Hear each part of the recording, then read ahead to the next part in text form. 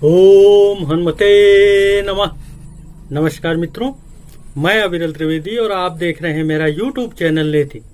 मित्रों, जैसा कि आपको मालूम है कि आजकल एक विशेष श्रृंखला हम चला रहे हैं जो कि मृत्यु जैसे गंभीर विषय पर आधारित है।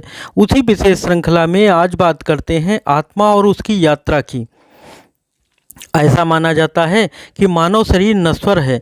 जिसने जन्म लिया है उसे एक न एक दिन अपने प्राण त्यागने ही पड़ते हैं। भले ही मनुष्य या कोई अन्य जीवित प्राणी 100 वर्ष या उससे अधिक भी क्यों न जी सके, लेकिन अंत में उसे अपना शरीर छोड़कर वापस परमात्मा की शरण में जाना ही होता है। यद्यपि इस सच से हम भली भांति परिचित हैं, लेकिन मृत्यु के पश्चात जब शव को अंतिम विदाई दे दी जाती है तो ऐसे में आत्मा का क्या होता है, यह बात अभी तक कोई विशेष रूप से समझ नहीं पाया है।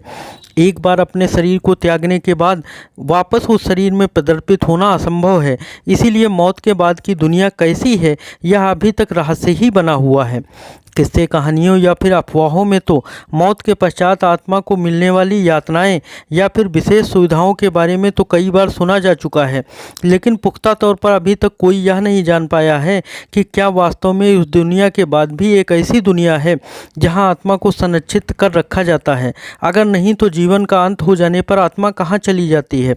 गीता के उपदेशों में भगवान श्री कृष्ण कहते हैं कि आत्मा अजर अमर है, उसका अंत नहीं होता, वह सिर्फ शरीर रूपी वस्त्र बदलती है।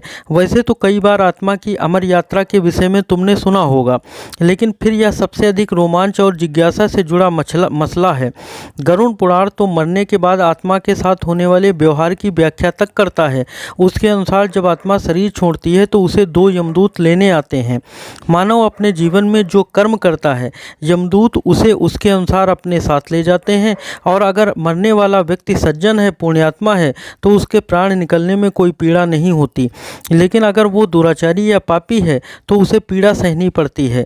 गरुड़ पुराण में यह उल्लेख भी मिलता है कि मृत्यु के बाद आत्मा को यमदूत केवल 24 घंटे के लिए ही ले जाते हैं, और इन 24 घंटों के दौरान आत्मा दिखाया जाता है उसको कितने पाप और कितने पुण्य किए हैं। इसके बाद आत्मा को फिर उसी घर में छोड़ दिया जाता है जहाँ उसने शरीर का त्याग किया था। इसके बाद 13 दिन के बाद उत्तर कार्यों तक वह वहीं रहता है। 13 दिन के पश्चात वह फिर यमलोक की यात्रा करता है। पुराणों के अनुसार जब भी कोई मनुष्य मरता है और आत्मा शरीर को त्याग कर यात्रा प्रारंभ करती है तो इस दौरान उसे 3 प्रकार के मार्ग मिलते हैं।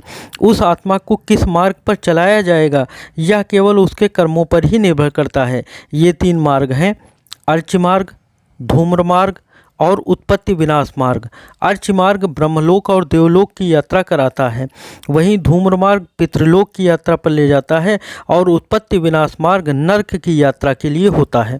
मित्रों, अगर हमारे वीडियोज आपको अच्छे लग रहे हैं तो कृपया लाइक करिए, शेयर करिए और हमारे चैनल को सब्सक्राइब अवश्य करिए।